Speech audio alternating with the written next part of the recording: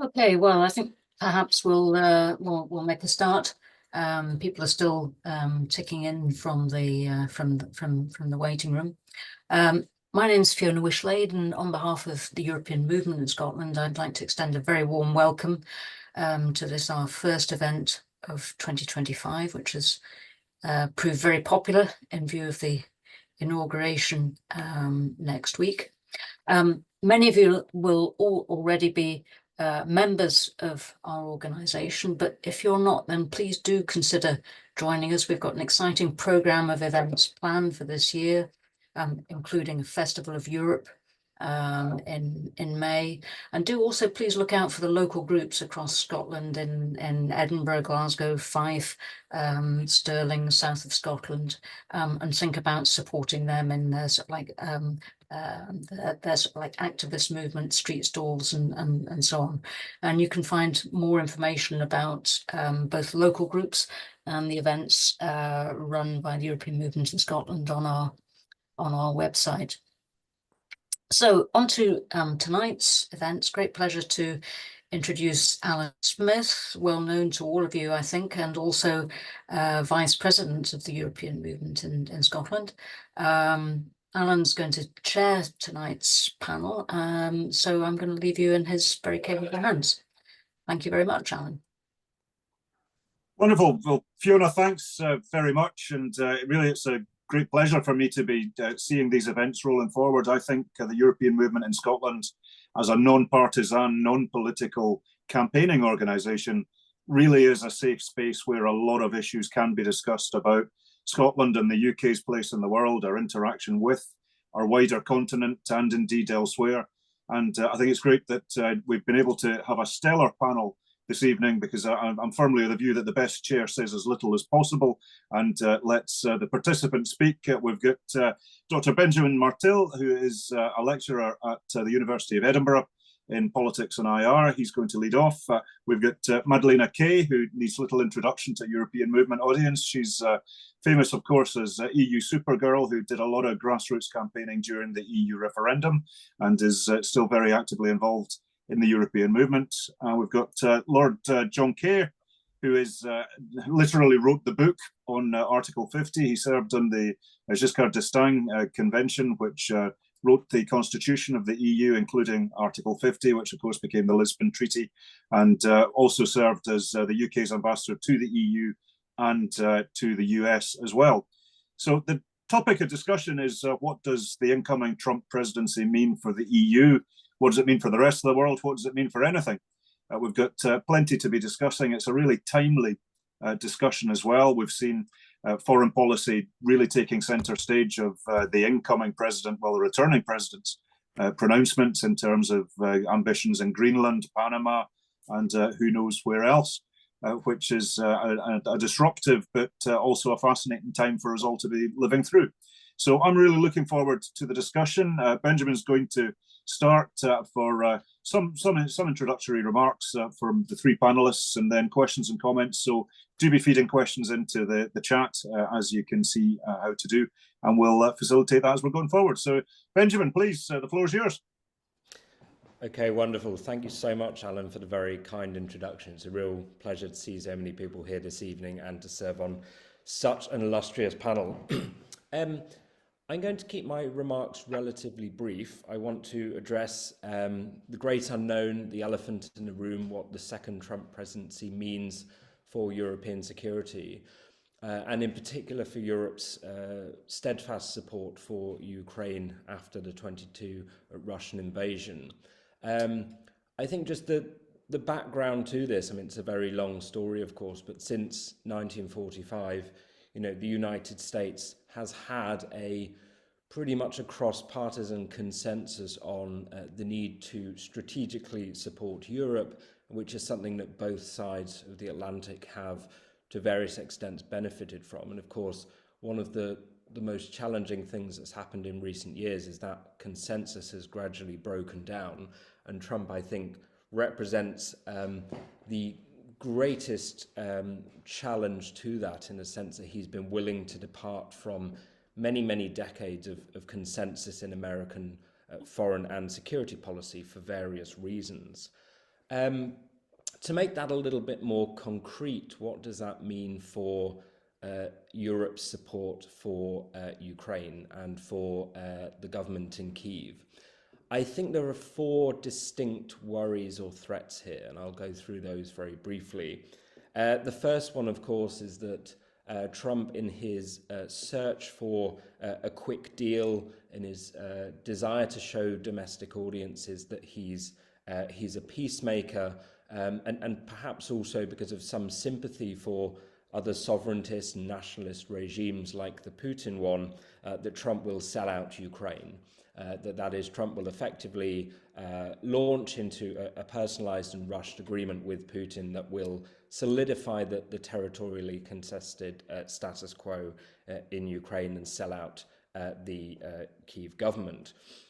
The second is that Trump will effectively pull support for the European and Western effort for Ukraine, and that will lead to far higher costs, which are already becoming politically contentious on the continent for the European parties. And we know that it's very difficult in straitened times to be justifying additional spending on defence. The UK has struggled to even try to meet its higher commitments than the 2.5%.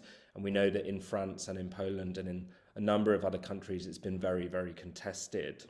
The third risk, I suppose, is that Trump will embolden other European populists who increasingly have started to come out and find that the war is an effective vote-winning strategy. And we've seen this not on behalf of long-standing populists like Orbán, but also the New Guard in the Netherlands, in Slovakia. And then the fourth risk is to NATO itself, right? That effectively Trump will either disengage from NATO, undermining the underlying security guarantees that have lasted for decades, or that he'll diminish the credibility of NATO's deterrence such that it's effectively meaningless. I'll offer four very quick caveats against this, and just to say, at the moment, he's not come back in, and who knows what Trump will do. I think there are real limits to what a kind of social scientific analysis of this man and his foreign policy ideas can bring us. But just four areas I might point in the other direction. So I think one will be that the Europeans are fairly united against what they see as a threat from Trump, and will effectively be lobbying for a change in policy from the Trump administration. And even though Trump wants the Europeans to do more, the threat that the Europeans would do more outside of a NATO framework might give European leaders some leverage in all of this. And I think you can see already from some of the engagement that's been happening across the channel that you have seen a slight mollification of Trump's rhetoric in some regards. The second is that if Trump wants a good deal, Trump is going to have to do that from a position of strength. And so even Trump doesn't have an incentive, if he wants to bring a deal home, to sell out Kyiv. Actually, he probably has a strategic incentive to be a little bit more Reagan and to inject greater effort into supporting Kyiv so that a deal can be agreed on more favourable terms. The third is that Trump's support base, Trump is a very domestically focused individual. You can see just why he likes to capitalize on grandstanding on the international stage. I'm not sure what this does in terms of his need to bring back a deal. I think Trump supporters like him anyway. I think he could sell anything to them as a beneficial outcome. And so I'm not convinced that really Trump is as constrained as, say, the UK's leaders during Brexit might be about that domestic coalition. I think they like Trump anyway, and that won't change. And then I think in terms of emboldening populists on the continent, we have to remember that, the populist leaders of Europe are still in Europe and are facing this this Munich moment where they're deciding, where does Putin's where do the boundaries of Putin's sites end? And I think it's much easier for Trump to say, well, our security is not at stake. We should be more isolationist. And it's much less easy for the European populist governments to say, well, absolutely, we'll start handing over territory and that's fine. So I think there's real limits here just in terms of the national interest and the strategic interest. What will happen from now, I'm not sure. I think you'll see concerted lobbying where all of the governments of Europe try to deploy elements of identity, the special relationship, Trump's European lineage, anything that they can to try to sway the Trump government. I think you'll see a lot of hedging as well, and I think you'll see certainly a UK-EU security agreement, but also perhaps some at least signals towards movement towards what you might call a kind of European NATO as a kind of bargaining chip to sort of focus Trump's mind on what the consequences might be. So I'll end my brief remarks there, but just to say it's very uncertain times for European security at the moment. Benjamin, thanks very much. I think the word uncertainty is going to feature quite a lot tonight. So yes, we're in agreement. Madalena, please, the floor is yours. Thank you, Alyn. So there were sort of three topics that I wanted to briefly cover, as I'm currently working as the Youth Engagement Officer for the European Movement, I'm working with the Young European Movement, who did some polling recently on the top interests for young people across Europe. And in the top three interests were the environment and women's rights, which are obviously hugely affected by Donald Trump presidency. And then the other thing that I wanted to talk a bit about was fake news this kind of distortion of facts, distortion of truth, and manipulation through rhetoric. As I'm actually currently doing a master's degree, and my interest is in propaganda. I actually wrote my research paper on populist governments, domestic abusers, and cult leaders, because they use quite similar linguistic strategies and manipulation, psychological manipulation strategies. And several of the books on cult leaders and totalitarian states literally referenced Trump and quoted things that Trump has said. So I think the way that he manipulates language is extremely concerning. And in relation to Europe, I think it's concerning because it's emboldening populism across Europe, and we see kind of like Trump playbook of strategies which are being adopted by other political leaders from the far right in order to win votes, essentially. I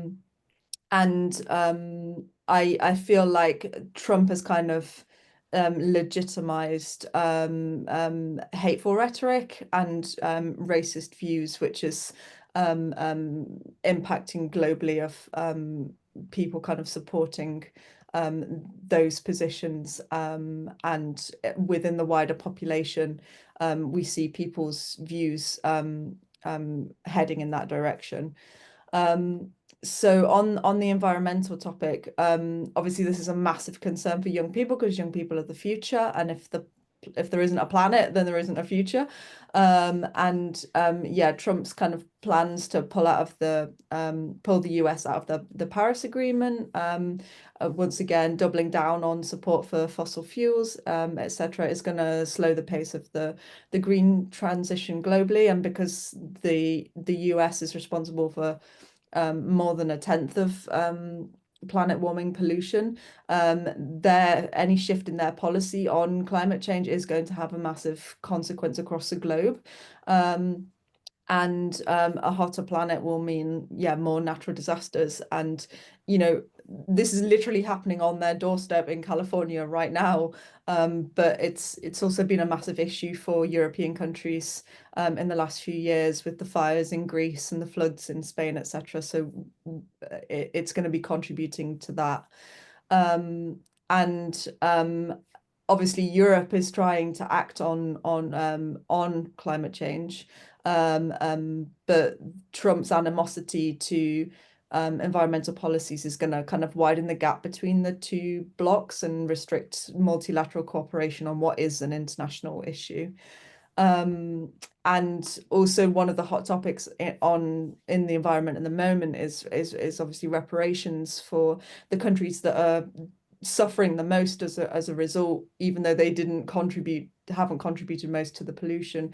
Yeah, the US not supporting like climate reparations is quite a big issue that will also hamper European efforts in that regard.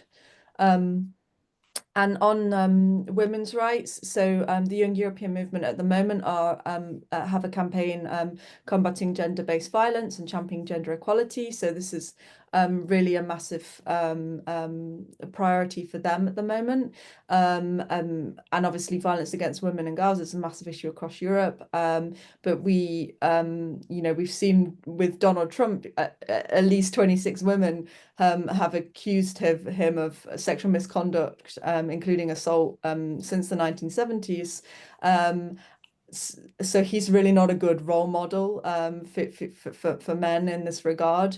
And he's actually come out as saying things like it's a very scary time to be a young man in America, where you can be found guilty of something that you might not be guilty of. Women are doing just great. And it's kind of, I think emboldening like young men to feel like feminism is a bad thing, or that equality has been achieved or gone too far in the opposite direction. And this is widening the gap of the political views between young men and women, and particularly young men and women. We see a real difference in their political opinions and how they're voting, and I think this is creating like polarization in society, which is contributing to conflict and not like dialogue to find solutions to problems. And obviously the rolling back on women's rights to abortion in America has been a massive issue, and Trump himself claimed victory for overturning Roe v. Wade by appointing judges to the Supreme Court that overturned the policy. This I think is again emboldening in other countries these anti-choice attitudes, as well as potentially restricting access to abortion pills and medication, etc. I think in the UK particularly, we saw Danny Kruger MP after the overturning of Roe v. Wade coming out and saying, trying to push for rolling back on abortion rights in the UK as well. So I think this is quite a big issue that we should be concerned about. Just finally, I just wanted to feed back some data that we did of the Young European Movement members after the election. We did a survey to ask them of their opinions on the US presidential election, and 83% had a negative view of the result, saying that it was disappointing from a European perspective, and worryingly would bring instability to world politics. The main issues of concern to members was trade, and 41% felt that the trade agreement would have a negative impact on US-UK relations and reduce trade between the countries, which would obviously have economic impacts. And then the other issue was the Ukraine war. And there was generally a theme of needing sovereign European defence cooperation, whether or not the UK is involved. But yes, stronger European policies on security. But I'm not the expert on the panel to talk on this topic. So yeah, that's it from our side. Wonderful, Madalena. Thanks very much. That a lot of interesting perspectives there, particularly from younger demographics. John, you're a final speaker. You've a lot of experience of US politics and EU politics. Please, the floor is yours. And my task is completely impossible because you want me to predict the unpredictable. This man is totally unpredictable, and the situation is completely different from the one that I faced in the embassy in Washington predicting in 84 and 96 what the new administration would do. My task is very easy, of course, because in both cases they were re-elected. I watched Reagan being re-elected, and I watched Clinton being re-elected. And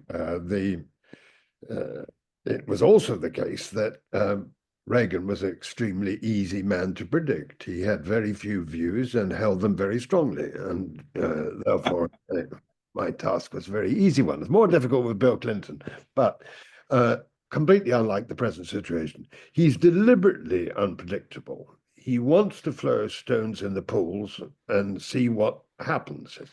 He wants to break things up. He's a disruptor. He believes that in a transactional approach to deal making, he doesn't believe in trying to agree principles. He believes in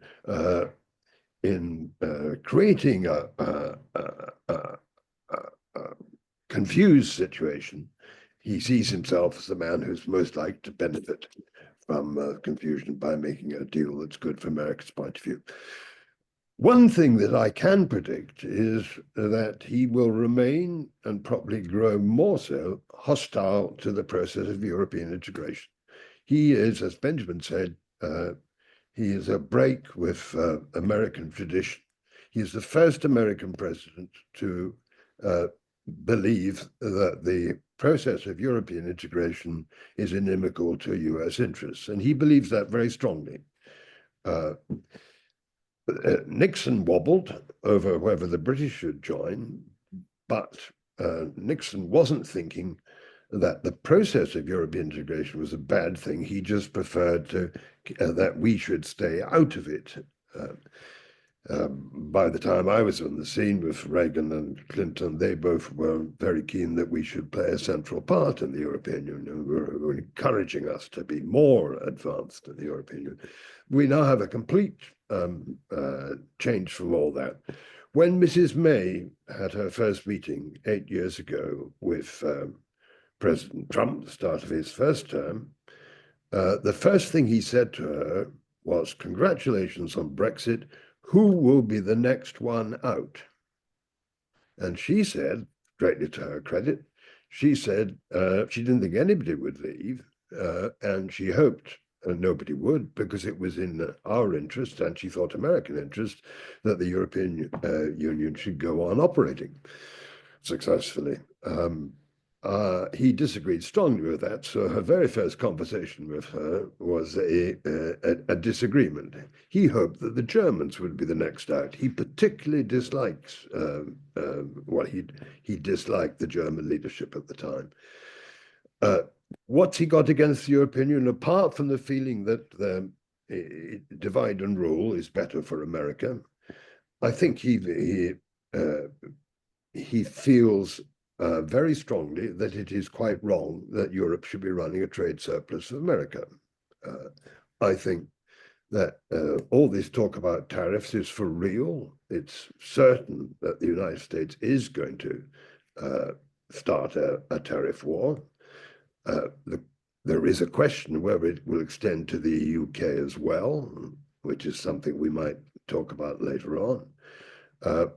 But he means it. He's going to do it. He believes that tariffs are excellent. He still seems to believe that it is not the American consumer, but the foreign producer that pays the tariff. That is not the case, of course, and he would have an inflationary problem if he does anything like what he's hinting at, and the scale of tariffs he's hinting at.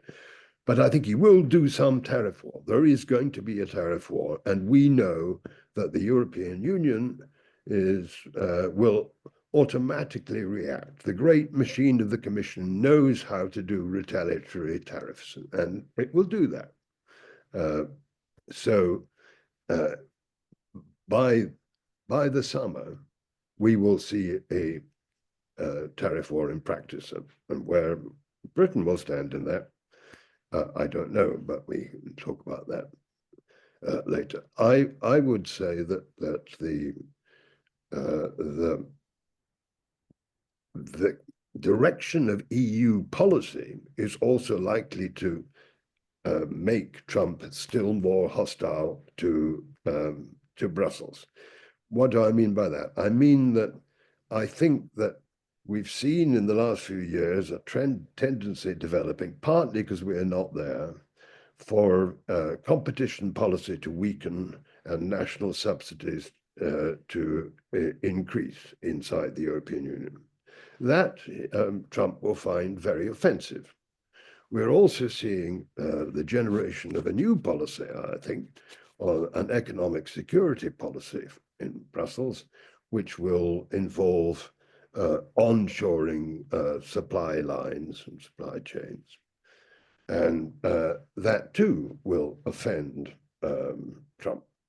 So it seems to me that the direction of EU policy, both in retaliation to his tariffs and self-generating EU policy in retaliation to the way the world trade has gone in the last few years, that is likely to widen the rift between Brussels and Washington. On the Ukraine, I would add to what Benjamin said, I agree with all he said. I would only add that I think that we should remember that if a deal is imposed, it won't be a peace, it will be a ceasefire. And there will then be questions of whether you can successfully police a ceasefire. There will also be questions about whether you can trust President Putin. In my strong view, you can't. And I believe that the Baltic states will feel the same and the Poles will feel the same. All those closest to Russia will feel that a ceasefire is merely providing the Russians with time to rearm and prepare for having another go. And in Moldova, with Transnistria, and in Georgia, they may feel that it could be them next. That would be, I think, the European response to that. I don't know if we will be able to mount forces on the ground to police a ceasefire. I don't know. But I think we will certainly go slow on the question of Ukraine joining NATO. I hope we don't go slow on the question of Ukraine joining the EU. But I think that because that will be an issue on the table, I think you will find that staged accession becomes, for the first time, a real possibility. Up to now, an accession negotiation ends when all the chapters have been closed, agreement has been reached on everything. And until that moment has been reached, the applicant country is outside the room on everything. But it seems to me that the way we're likely to go with the Ukraine, which is clearly going to need a massive economic transformation, as well as massive economic restoration after what's been happening to it. The Ukraine is not going to be capable of full integration into the EU economy immediately. It also has a lot of work to do on law, on rights, a lot of quite a lot of difficult dossiers where reforms will be required. But it seems to me possible that the EU will decide that it can't be kept in the waiting room for the sort of standard time for an accession negotiation on everything, and therefore partial accession might be possible. Sorry, I better stop. I talk too much. Not at all, John. Fascinating. I particularly liked your description of Reagan that held not very many views, but held them very strongly. I think there's quite a few of them kicking about in politics and all over the place. I'd thank all three of our panelists for their presentations. That's a really good kick-off to the conversation, and we've got a lot of interaction from the audience as well, which is super. First question from European Movement in Scotland's President, David Martin. Ed Davey of the Lib Dems said today that the UK should negotiate a customs union to strengthen the UK's hand against possible Trump tariffs. Would it, and is that feasible as a strategy? John, I wonder if you could lead off on that. I think it would be an eminently sensible thing to do. And of course, it is the case that during the Brexit negotiation, we were assured by the Brexiteers that there was no question of our leaving the customs union. In your hand regularly, Michael Gove. It would be a customs union, not the customs union. It would be like the customs union with Turkey, though I hope with more content in it. I think it would be eminently sensible. I don't myself think that our present government is likely to want to do that. I think their concern is the 90 to 100 seats in England where the second party is Reform. And I think they might well argue that that this would be a bridge too far. We see them talking about a reset which involves a number of rather small dossiers, and I think that realistically that's probably where they'll stay. But I think David is right. I think the obvious answer to what Trump is likely to do is a customs union. Fascinating. Madalena, what do you reckon to that as a proposition? I mean, I don't think that the UK government will. Like, no part of me believes that Keir Starmer is going to do that. Although it does logically make sense. I think it's a good sign that Ed Davies come out saying that, though, and that the Lib Dems are shifting the opinion in that direction, because I think when they backtracked on supporting rejoining the EU, that was quite a damaging thing for the rejoin movement and also for their party. So I think that's a good sign from Ed Davey, but I don't think the Labour Party are going to head in that direction at all. But it's an open question, isn't it? As would being part of the EU bloc make the UK more or less likely to suffer tariffs? And there are some people thinking that the UK outside the EU is actually less vulnerable to Trump's tariffs. And as I say, I think that's an open question. But Benjamin, what would be your response on that? I mean, I think there's some truth in that, and I guess that we're dealing with two big questions here, right? So one is, what would the value be of the UK, having had Johnson's hard Brexit, sort of negotiating a customs union, which there almost could have been, right? It was sacrificed on the altar of free trade, but there was a majority in Parliament at one stage for a customs union before the 2019 election. There was essentially the Chequers plan would have had a kind of customs union and would have been, a great way of relabeling a lot of aspects of EU membership. If it wasn't for the fact that neither the EU nor the Tory right actually liked that agreement. So it almost happened. And then I think there is that difficult question of whether or not the UK finds itself kind of more in the firing line by doing that. I mean, my view has always been, and I might be wrong on this, but I like to think that Trump is for 4 years, but Brexit is for life, right? Which is why in 2016, I was far more angry about Brexit than I was about Trump, because I thought, well, the Americans have shot themselves in the foot for 4 years, but we've shot ourselves in the foot for a long, long time. I think whether or not we now undertake essentially moves that put us into Trump's camp at the expense of the Europeans would be relatively short-termist. Right, but given that that's the status quo of not having a customs union anyway, that might not be. We probably wouldn't be blamed for that. Yes, very good point. Next question's from slightly provocative from John Falk, as ever. It's why does the UK insist in talking about a special relationship? It's a term hardly ever heard in the US. John, Mr. Ambassador, what's your perspective on that? I banned it. We didn't do it as ambassador. It's nonsense. There are all sorts of countries have special relationships. Israel obviously has a very special relationship. Ireland has a very special relationship. The Canadians have a special relationship, though that doesn't seem to stop Trump threatening to take them over now. It's a silly term.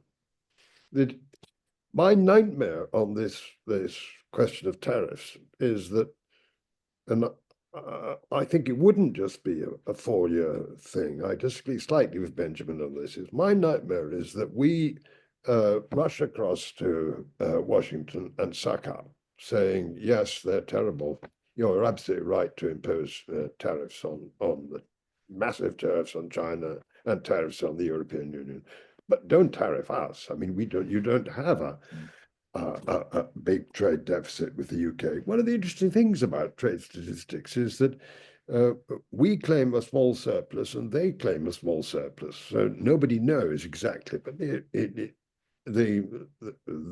is definitely a UK surplus in goods and a US surplus in services, I think. The tariffs, therefore, would not be a disaster for us. It's all pretty small scale. But if we said, please let us off, you don't want to do us, do you? That would actually have a rather severe psychological effect in Brussels. If when we're all under attack, we decide to duck out and we go off and appease the enemy, that would hardly assist the process of a reset between London and Brussels. And I do worry about that. I think that Prime Minister Starmer has a genuine difficulty in dealing with this, because there will be business people saying to him that you don't want US tariffs. And there will be people like me saying to him, you now would be a rather bad time to strike an attitude that would be seen as hostile in Brussels. I think that's a really significant point. It was one of the things that always struck me in Brussels, that the Brit sides tend to glaze over when the negotiation got to sincere cooperation and solidarity, and it was always a bit more transactional. But within Brussels, that we all hang together really does matter and really does count. And I couldn't agree more that the idea that what the UK does on this will be very, very closely scrutinised. But on the next question is from Dave Greenhill, much more philosophical. We've heard about uncertainty. We've heard about the flux in which so many things are. But what could we all do to democratically increase certainty going forward? A very open question. Madalena, would you like to lead off?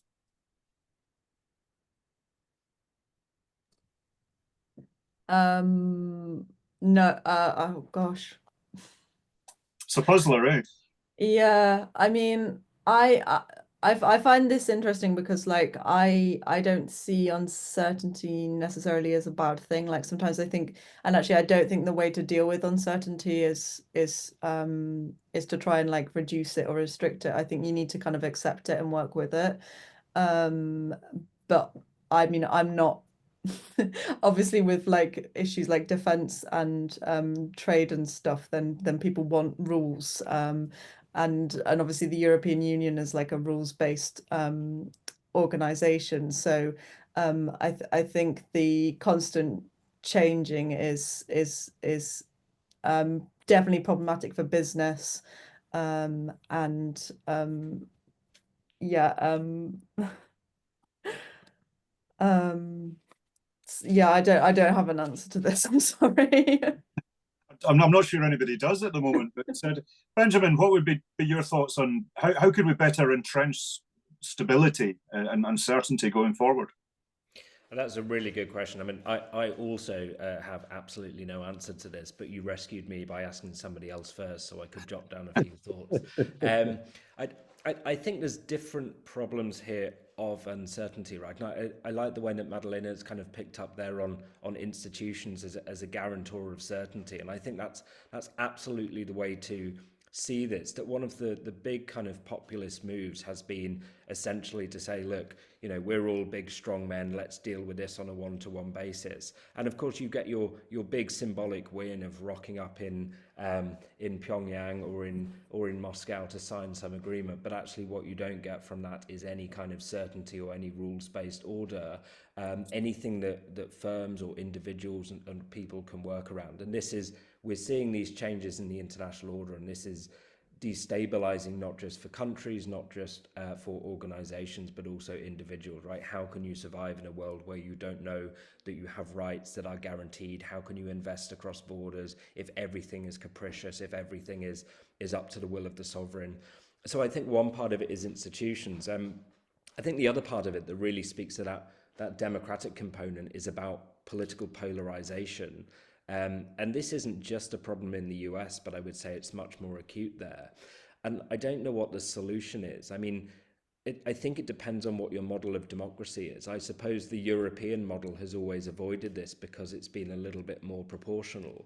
So you don't have these two competing blocks, and it isn't so easy to find yourself in a scenario where you have such a divided society, and that divided society maps onto political fault lines.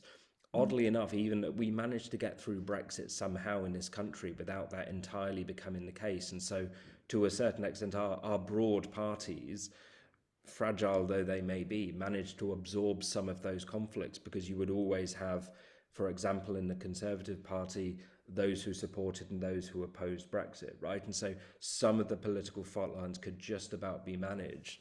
I think European regimes do a much better job of that. It's an old debate in political science, right? What kind of regimes do you want? It's equally undemocratic to have the grand bargains, though, right? I mean, think about, you know, the consensus in American security policy.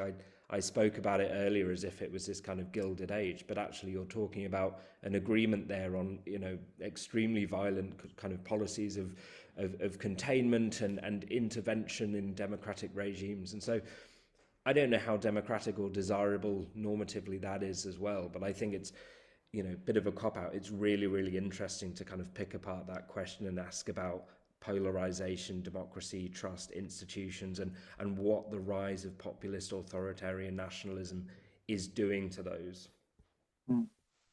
Certainly is. John, what would be your reflections on that?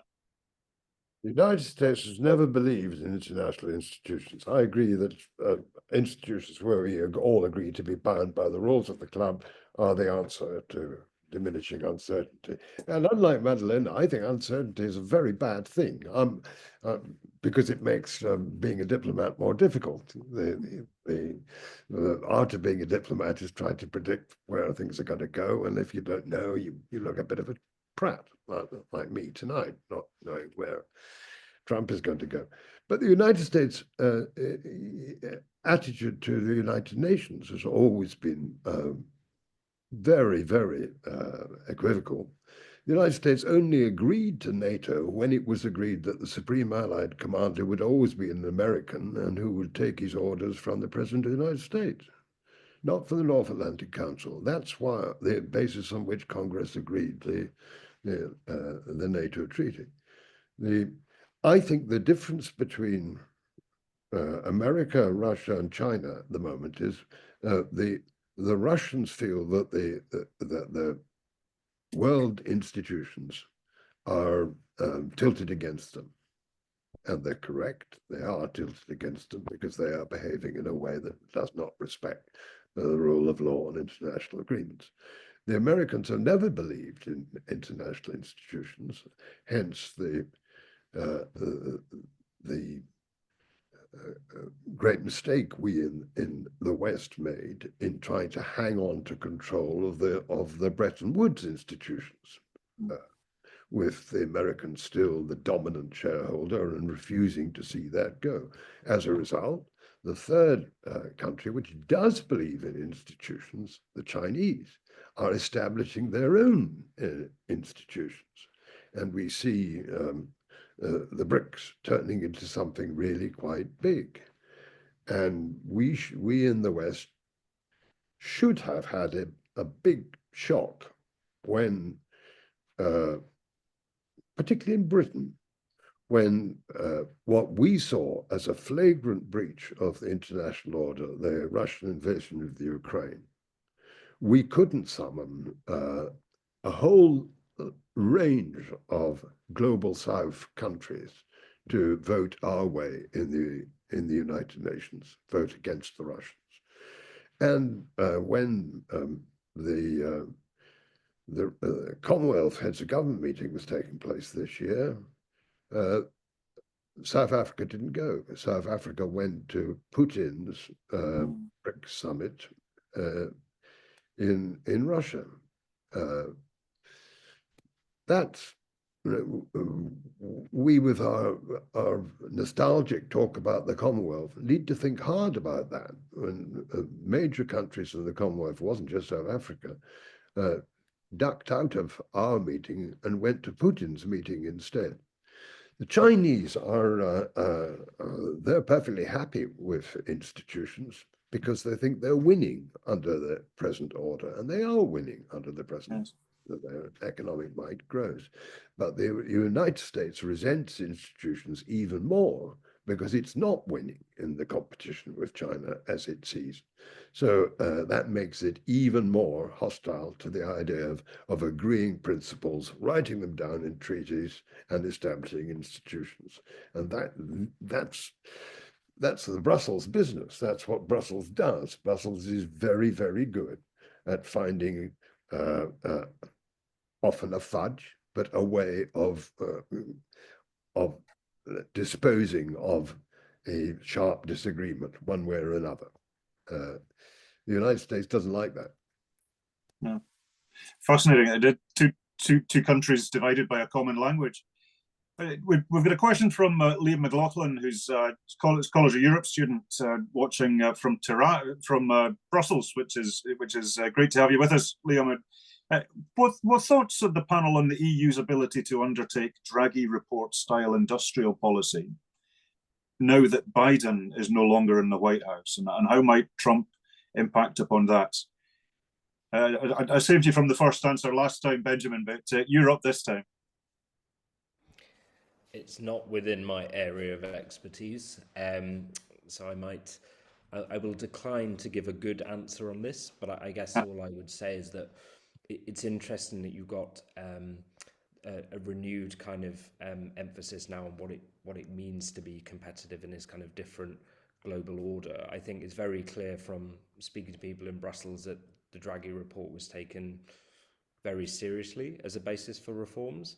I think it was very interesting what Lord Kerr was saying earlier about whether it'll make a difference that Britain is now no longer in the room. I mean, we were always effectively the ones pushing for greater competitiveness. I think there's a really interesting lineage here as well, where if you go back to David Cameron's proposals for kind of renegotiation, his baskets for reform just before we got sidetracked by all of the kind of Brexit problems that followed the referendum. I mean, increased competitiveness was one of his aims as well. It was always essentially the idea was to kind of pitch to the European leaders, look, we want a return of sovereignty in these areas, but we're willing to go further on areas of the internal market, especially where Britain, in things like services liberalisation, where Britain is actually more of a leader.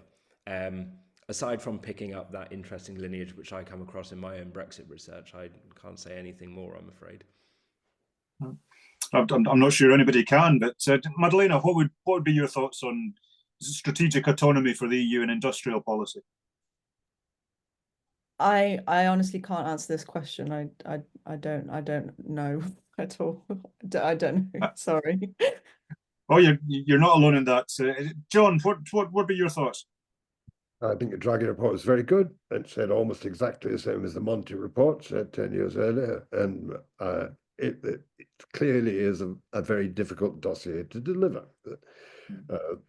It was always a dossier there. The French were in disagreement. And the fact the battles used to be between the British, Dutch, Scandinavians when they came in, and usually the Germans and the French and the Italians and the Spanish. that all changed quite a lot now. But I think the biggest single change was our leaving, which did weaken the competition case advocate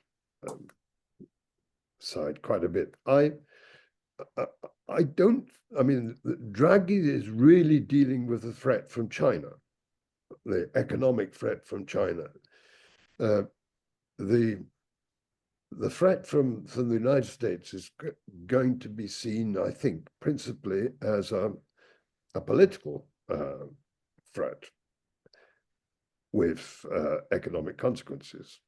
I don't know whether it will, in logic, it should increase the impetus to do something with Draghi, but I think it may actually prove a distraction. And I think we'll find ourselves getting into, they will find themselves getting into discussions of the right form of retaliation and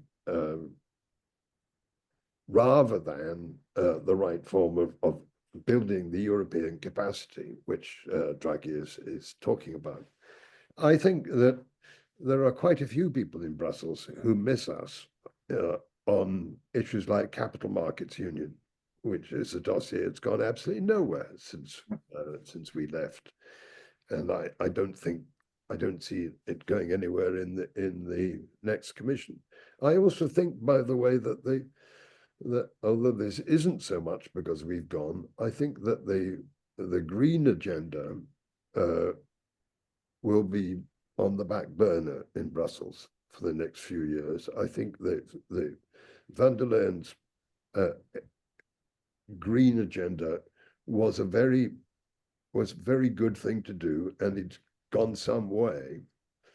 But I think it is going to be replaced by reactions to China and reactions to America, which are going to take the eye off the ball. So I would expect that there'll be no open backtracking, but the impetus for the green agenda will be weaker in this commission than in the last one.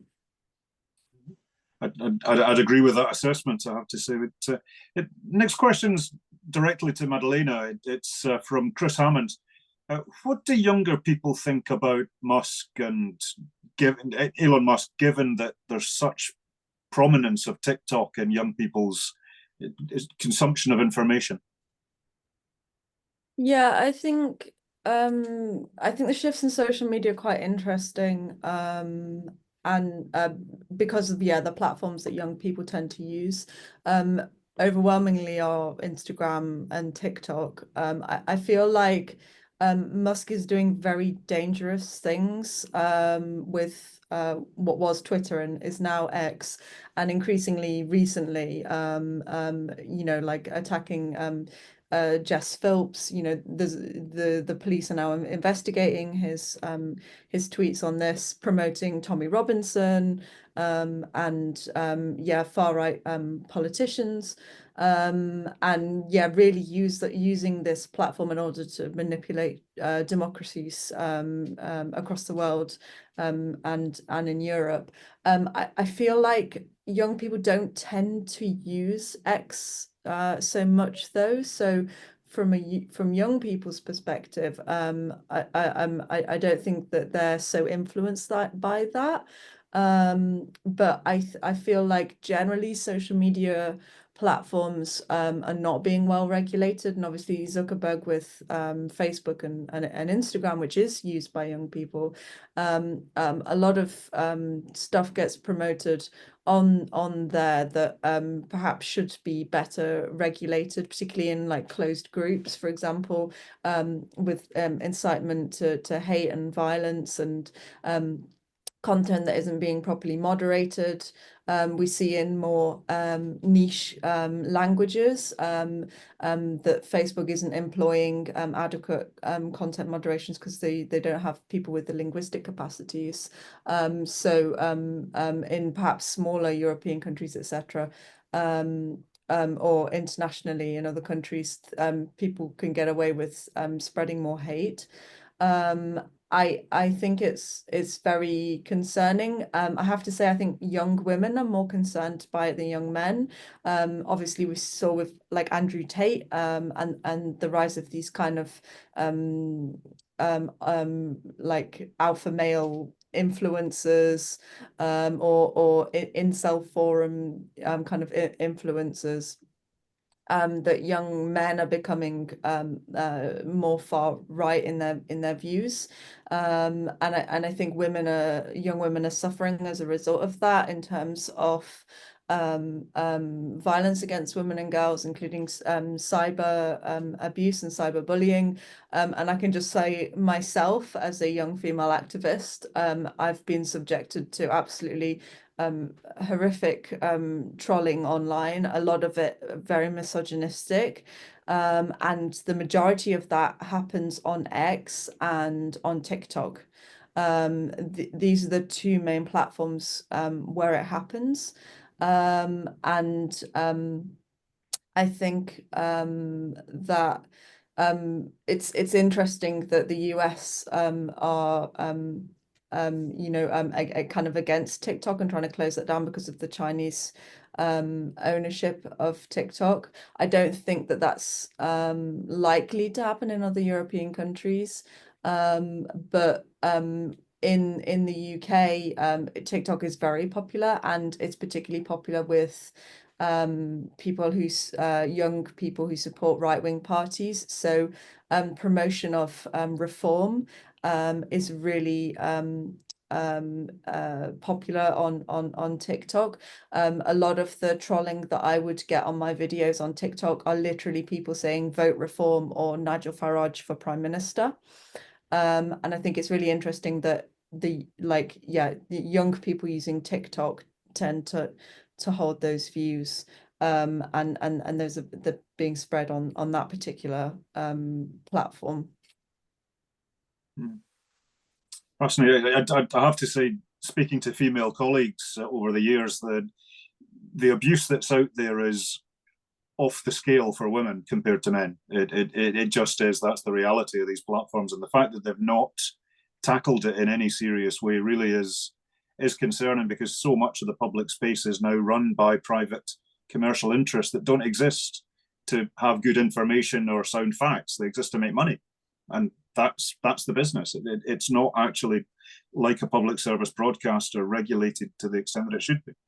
But we've got a couple of questions from Bill Roger, and this is for all three of you. To what extent will the US, quotes, establishment institutions advise and mitigate Trump's more outlandish pronouncements and turn them into something a bit more sensible? And what's your sense of the incoming president's perspective on the merits of defence and European integration? Is he really just worried that this will limit the market for US defence exports?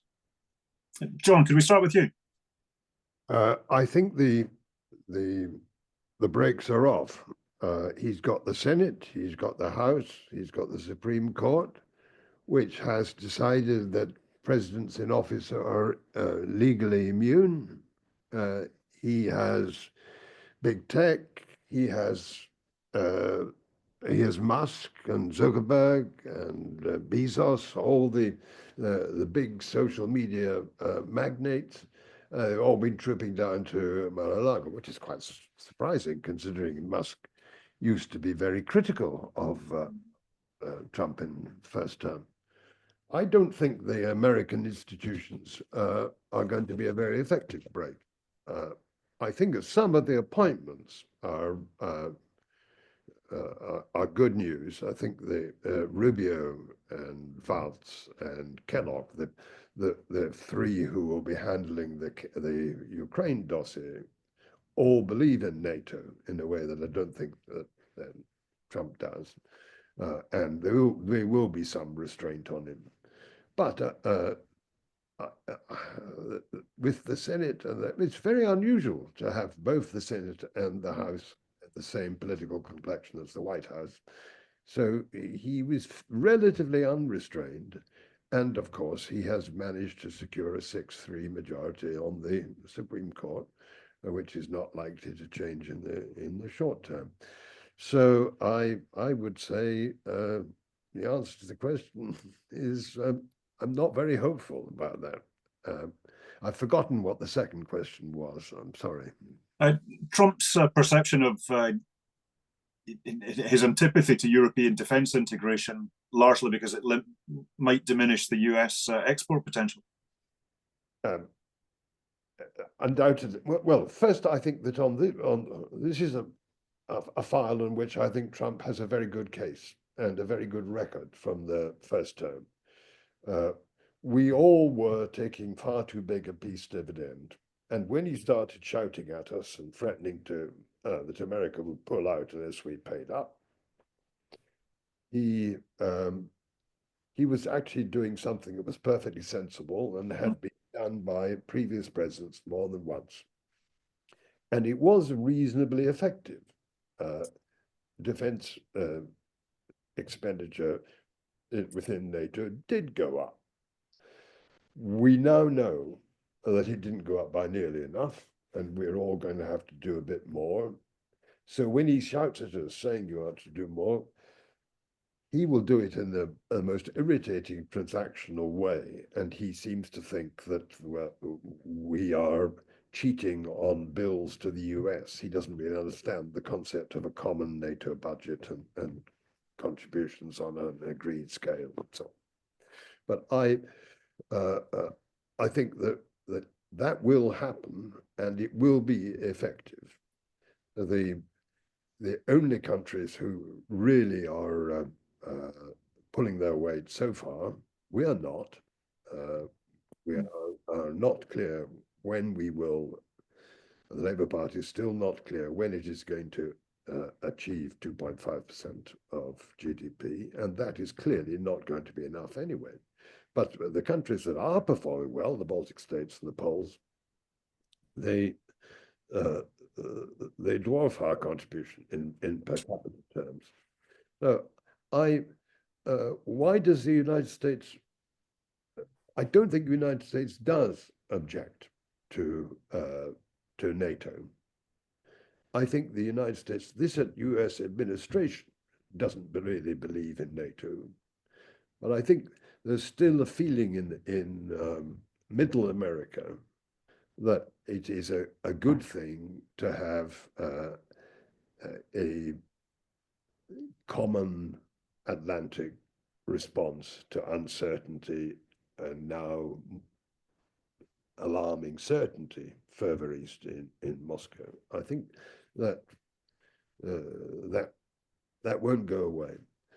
Where it's dropping down in the American order of priorities is America is tending to think more and more about China as a threat. And a lot of people in America think that Taiwan as independence will not last beyond 2027 or possibly 2030, which are anniversaries in the Chinese Communist Party history. The tilt to the Pacific that in a rather grandiose way our last government talked about is that was completely unreal in my view. It is real in US Department of Defense thinking. So although I mean they think we should be pulling our weight more in we Europeans in NATO, one of the reasons they think that is they do think they're taking on and going to have to take on still more of the burden in the Pacific. I should also say that Trump doesn't believe in foreign deployments. He personally takes great pride in the fact that he's been pulling back American forces. He was very critical of the way the Americans pulled out of Afghanistan, but Biden had to pull out because the pull-out deal had been agreed with the timetable agreed by Trump. So there's a general disinclination on his part to see foreign deployments. In Middle America, I think there is still a feeling that NATO is worth having But Middle America has been made very, very concerned about China because they are being told that it is the Chinese who are stealing their jobs. Yeah.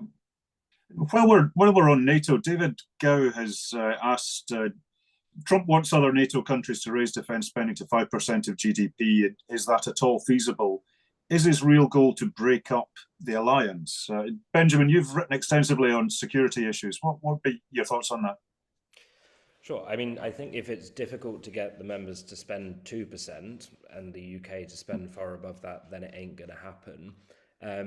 I think I mean, look, we tend to see this as part of the general concern among Americans, which was present long before Trump, that we weren't spending enough on our security. And it goes back to what John was saying about the outlasting the kind of the peace dividend.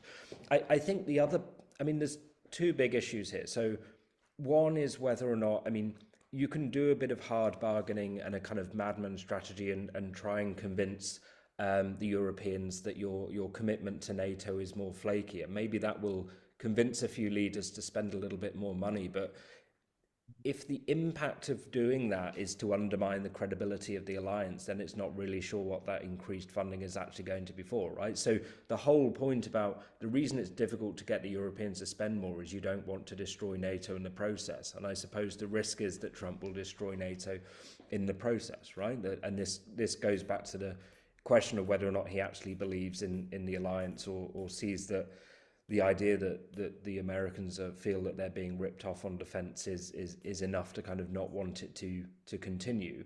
Again, it doesn't strike me as very, very good bargain if you give up on the policy and the outcomes that you want from the alliance. I think there's also a broader question here, which is, and this goes back to some of those paradoxes of transatlantic relations, right? Which is that, you know, the unequalness of the European contribution to NATO is bad for America, but good for support for American policy, right? Because effectively it prolongs the dependence of the Europeans on the United States.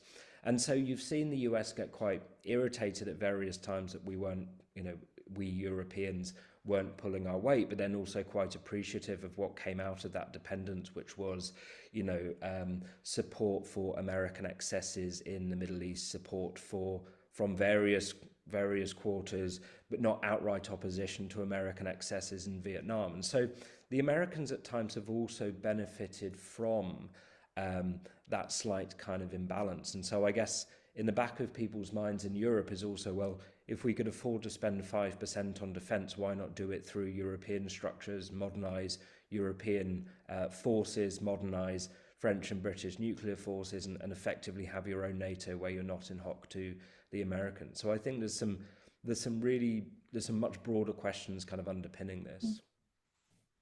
Fascinating. But the next question is from Tony Fitzpatrick, and he prefaces it that this is seeking a gut reaction from the panel, so it's fastest finger wins. Do you see the Trump presidency increasing or decreasing the UK electorate's desire to rejoin the EU? Madalena, you do a lot of time campaigning. What would be your thoughts there? I think it depends. I think the people that were already kind of in support of the UK rejoining the EU are going to go even more radical into that because they understand the threat that Trump poses to the UK and to the EU more widely. I think for people that were supportive of Brexit and, well, still, supportive of being separate from the EU, probably see the Trump presidency as a good thing. And because the line that's being spun by UK politicians or far right-wing media is that there'll be more opportunities for collaboration with the US and on trade and support there. So they'll probably actually it will probably make them even more resistant to rejoining the EU, particularly because the EU's positioning on Trump is quite negative. So I think the interesting thing is always the middle ground, and in any political campaign, the people that you want to target are the middle ground, the swing voters, etc. And I think it's going to depend really on how it plays out and the implications of Trump's decisions of policy making on British people's lives, so far as they are aware of the impacts, and that will often come down to the media and how the media is communicating the impacts of Donald Trump's policies. So if I think it's a case of wait and see, and I think it's a case of how the media communicates to the public.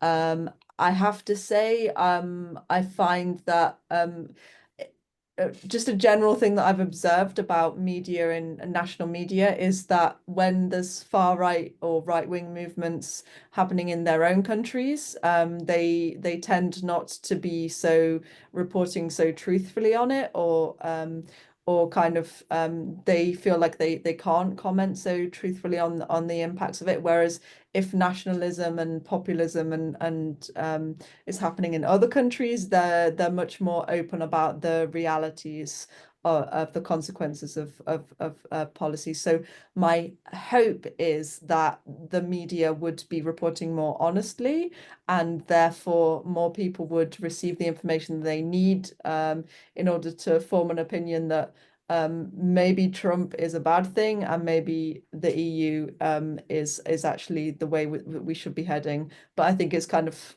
all to play for and wait and see. Yeah.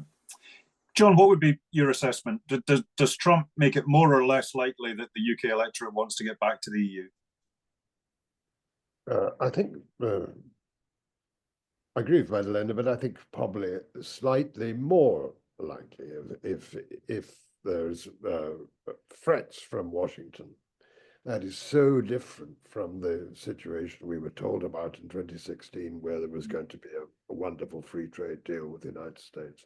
We come back to the chlorine wash chicken and all these dossiers, which had real public concern about, and people felt that if the US price for a free trade deal was going to be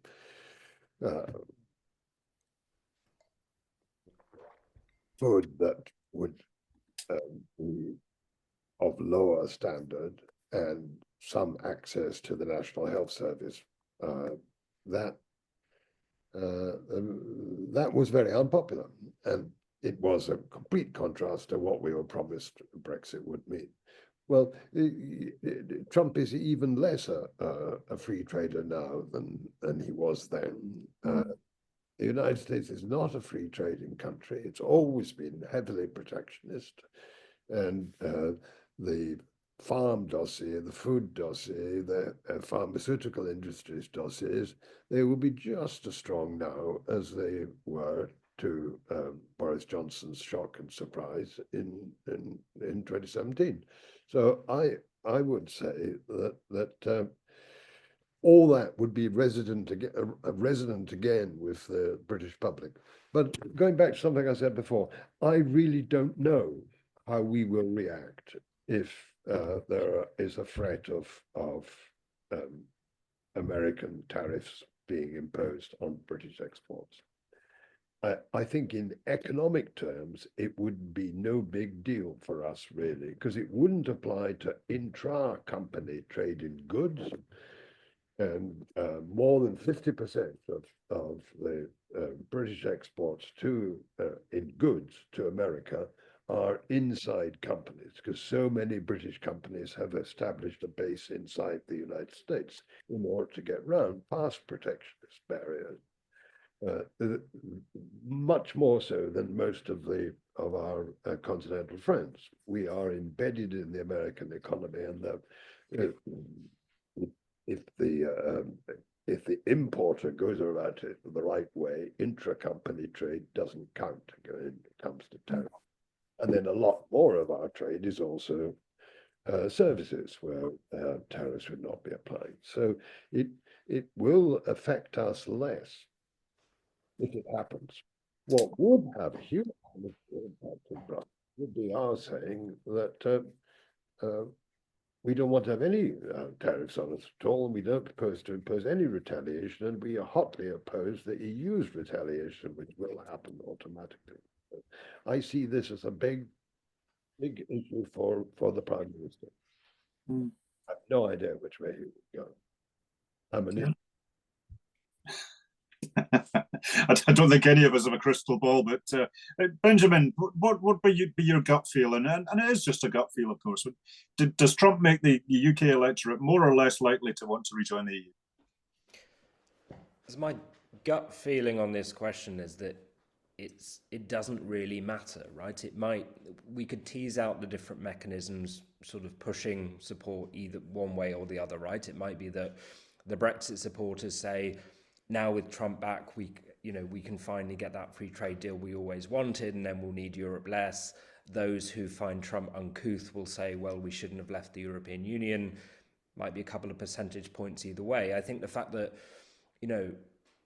we can't imagine reversing Brexit right now suggests that actually it's more of the structural and political barriers that you have to rejoining that are going to be more important. So I don't think it'll make much difference. I think Trump won't shape the red lines on either side. I think the EU considers that it got a good deal out of Brexit. It might not have tied the UK into what it would have wanted and keep it as a particular form of association, but it at least got the protections it wanted when it was dealing with Johnson and his more autonomous Brexit. There's no desire or willingness in Brussels to reopen the TCA and renegotiate everything. That's very clear. That's one of the kind of British myths that we have, that we're about to renegotiate everything. Labour, for some reason, feels that we're about to renegotiate everything through a security agreement. I think they're wrong on that. I think actually the logic is not that you have a security agreement and then you can start to access sectoral parts of the single market. I think in most things, and even in some parts of defence, it's the other way around. If you're out of the single market, then the EU is not going to agree to let you become part of its defence industrial initiatives. And the Labour government as well, and Barnier and Stéphane de Rink were very clear about this in their own biographies, that every time they spoke to Labour was just as cakeist in terms of what it thought it could negotiate, and seemed to be relying on the idea that effectively a more cuddly Labour government that was chummier with people in Brussels would get a better deal. So all of those constraints remain in place. Nobody on either side wants to open all of this up, and a Labour government is particularly vulnerable to the charge from the Tories or from Reform that they're taking us into the EU again through the back door or even through the front door, right? So I think, irrespective of which way the swingometer kind of ticks, I think this is it's going to be the next generation. It's going to be a moderate conservative government in 3 elections time that can even start to float the idea of rejoining. Fascinating. But sticking with industrial and trade policy, we've got a question from David Wardrop and Martin Roche on the prospect of tariffs for certain industries. Have we heard of the Scotch whisky industry taking John's point that a lot of goods are intra-company, but whisky exports are significant, particularly for Scotland, of course. Are they already taking precautions? And Martin's point, could a Trump trade war actually revitalise manufacturing in Europe? And could that push the UK into much more alignment with the EU on those points? Madalena, what's your thoughts? Well, I think since Brexit happening, there's been like a push in the UK of like more homegrown and doing things ourselves. I'm not sure like how successful that has actually been. I mean, I think it was Morrison's that was like selling vegetables where it says proudly British and then grown in another country on it. So I think there's like this branding certainly by politicians and by companies, etc., that we can be self-sufficient, etc., when in reality we just can't. And I think that means we have to look outwards. And I think that because the UK is a service-based economy in terms of manufacturing, etc. It would hopefully push us closer to trading with the EU rather than the US if it's more economically profitable for businesses to do that. But and I would hope that the UK government would respond to that by trying to reduce some of the barriers to trade that Brexit brought in with the EU. I know just from myself of having a small online shop and just basically giving up on selling anything to the EU because of the number of parcels that kept being returned to me by customs and having to fill out all the forms and stuff. I can't even imagine what it's like for a British business to be doing that on a large scale. So I feel like that industries can perhaps try to take precautions, but really we need to try and lobby and push the UK government to reducing these barriers and friction with trade with the EU. And if Trump brings in lots of tariffs, etc., I think that might be a push to Keir Starmer to move in that direction, or at least I hope. Awesome. John, same points. What's your thoughts? If the United States imposes trade tariffs on Britain, Scotch will be certainly on the list, high on the list, because Tennessee and Kentucky are the rival, and it always happens, and it takes a very long time to get them lifted. And I remember when the Scotch Whisky Association in Edinburgh was being run by David Frost, he did not succeed in getting them lifted. Went on to negotiating triumphs in Brussels, of course. I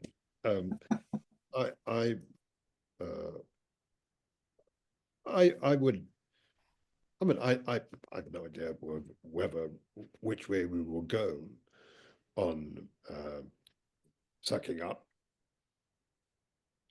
The defense angle to that is interesting.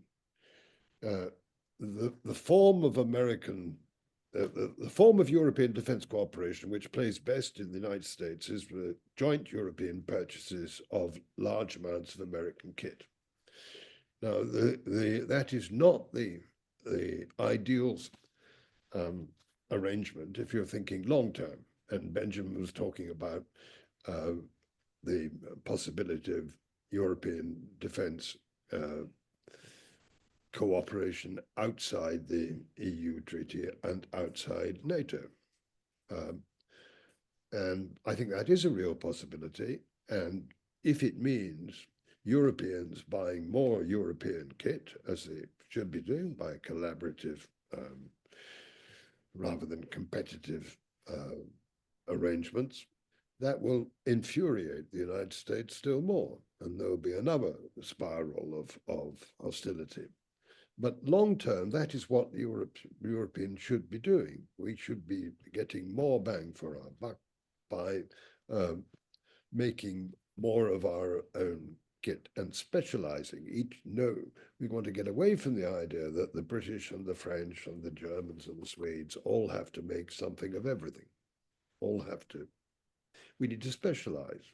Somebody should build the ships, somebody should build the planes, somebody should build the helicopters, somebody should build the rockets, somebody should do the artificial intelligence, somebody should do drones.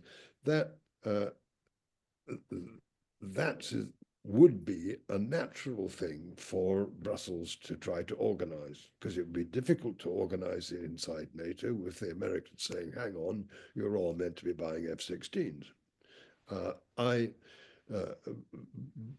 But you can see immediately how vociferous this might prove to NATO and to how annoying it might seem to Trump.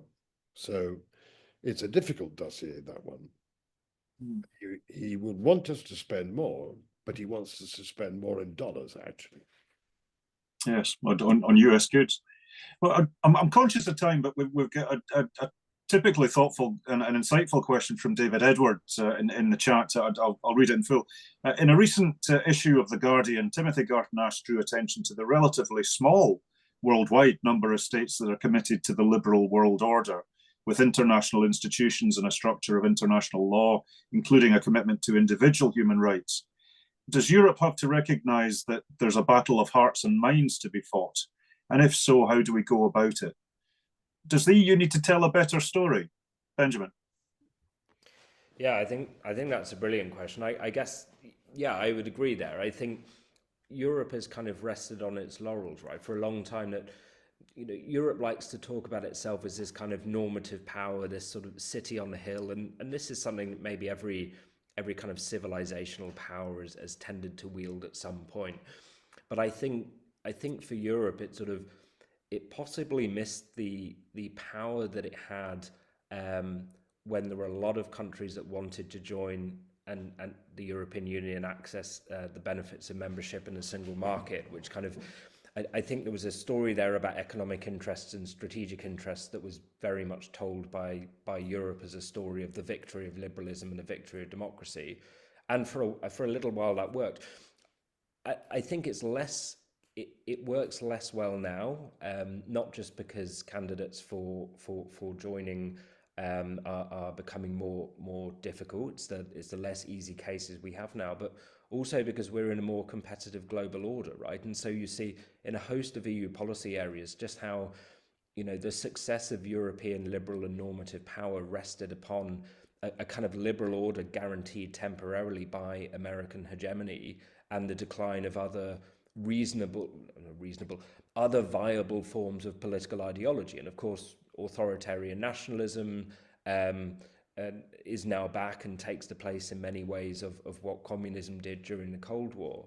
And so you see in a host of policy areas like, the EU idea of development policy is we will give you this money if you adopt democratic institutions and do exactly what we say. And it's not as popular in various parts of the world as Chinese promise of here is some money, here's an airport, thank you very much, goodbye.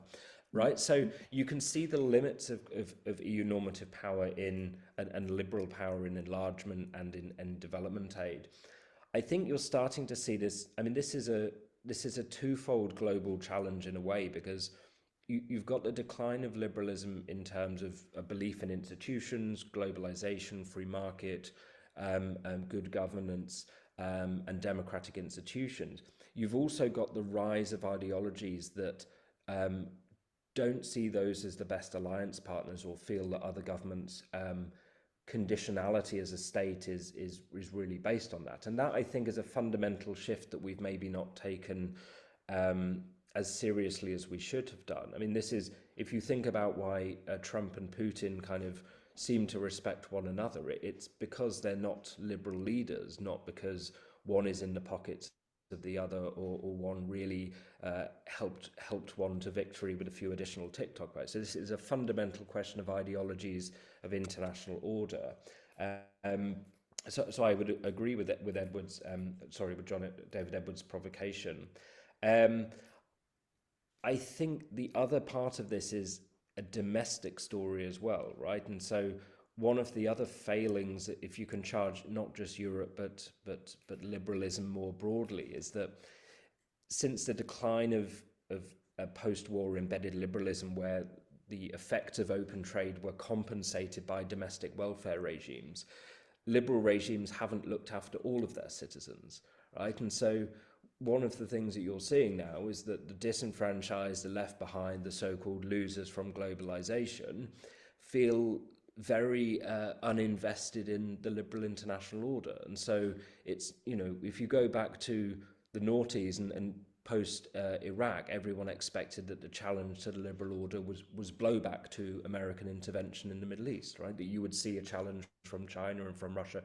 You saw that, and you also saw it linked into a domestic challenge to these orders, which produced Trump and which produced Brexit. So I would say it's a very significant fault line, and I think we sometimes don't appreciate how weak liberalism is. And I guess the solution to this is to think about ways that liberal ideology can co-opt everyone and not just the middle class or the so-called elites of domestic societies, but also the way that other countries can be co-opted into an order which very much represents Western and European interests at the expense of the others. And the most obvious version of this is the UK and France still having their seats on the permanent five Security Council membership, and that feels that should be replaced by an EU seat and another major power at some point. Fascinating, thank you. Madalena, same question to you. Does the EU need to tell a better story?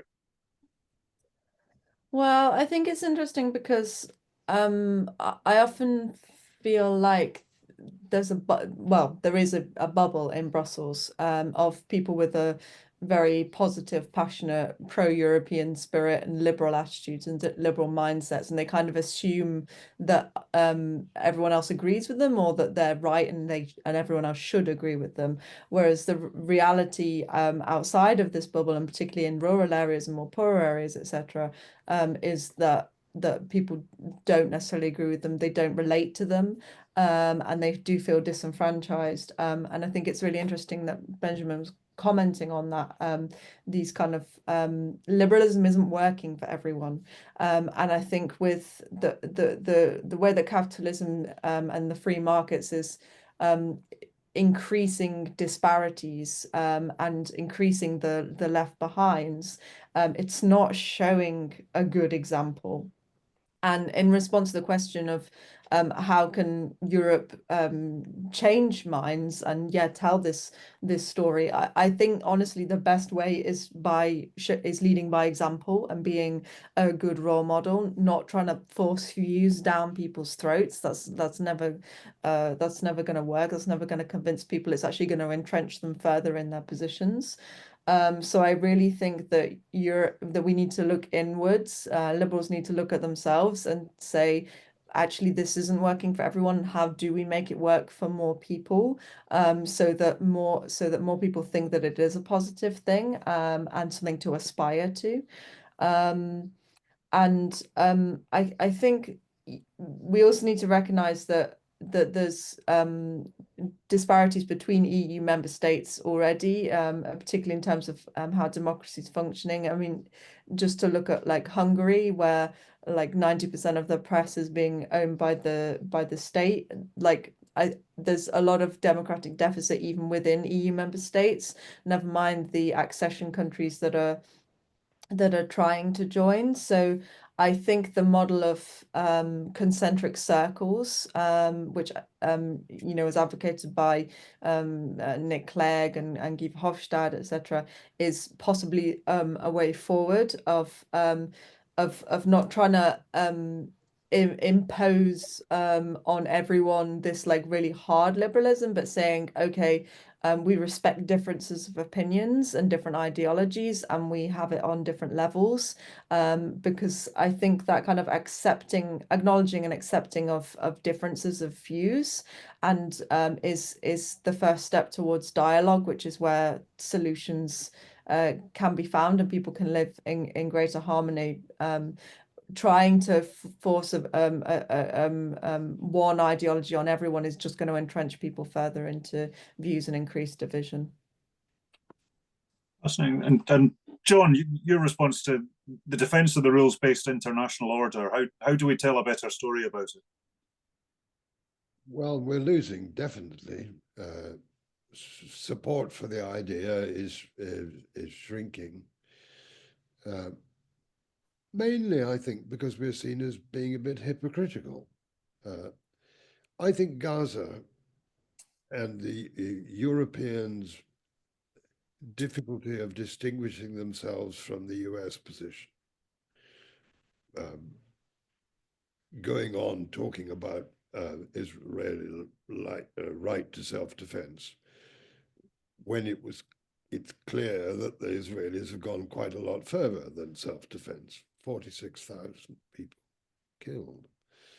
I think that has had considerable effect across the world. I would argue that if I was an African, I would be still more upset about the apparent lack of interest of any of us in trying to deal with the ghastly situation in Sudan, South Sudan, Horn of Africa, where more people are being killed than are being killed in Ukraine or Gaza put together. I think hypocrisy over the existing institutions, Security Council seats, Bretton Woods financial institutions, I think hypocrisy over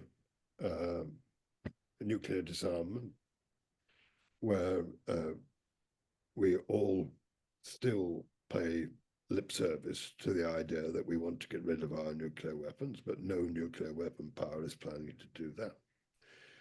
I would say a bit of hypocrisy. I'm speaking as somebody from the global south now about our approach to the green agenda. We've enjoyed our industrial revolutions, and we want to make jolly sure that they can't have theirs. We're going to introduce carbon border mechanisms. We're not going to do as much as they hope, probably unrealistic hope.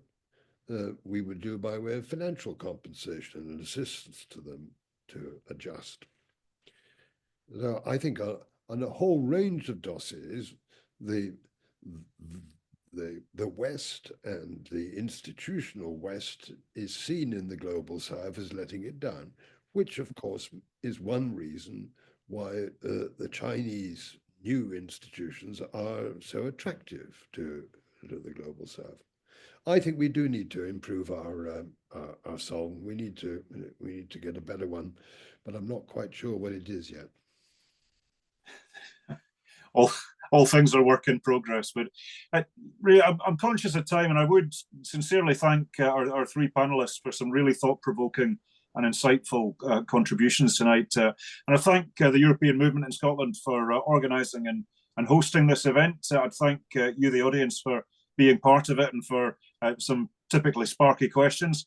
If you've made it as far as coming along to an event that we're having, do think about joining the European Movement in Scotland. We're a cross-party, non-party campaign group, and we've got different attitudes to the constitutional future of Scotland. We've got different attitudes on all sorts of stuff, but we unite around the fact that international solidarity, as exemplified by the European Union, is something we want to be part of and something we want the UK to be part of as well. So you'd be very welcome. The more people we have, the more we can do.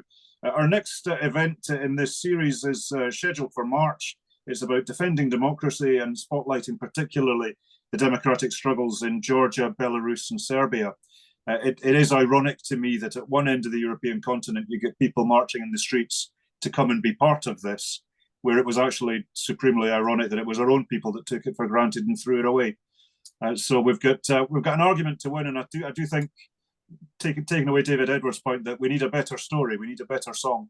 And the European Movement in Scotland certainly working on that. So I'd thank David MacDonald from the team for putting this together and all the IT stuff behind the scenes, making sure that it worked. And I thank you all for coming along, and enjoy the rest of your evening. Thanks so much. Good night. Thank you.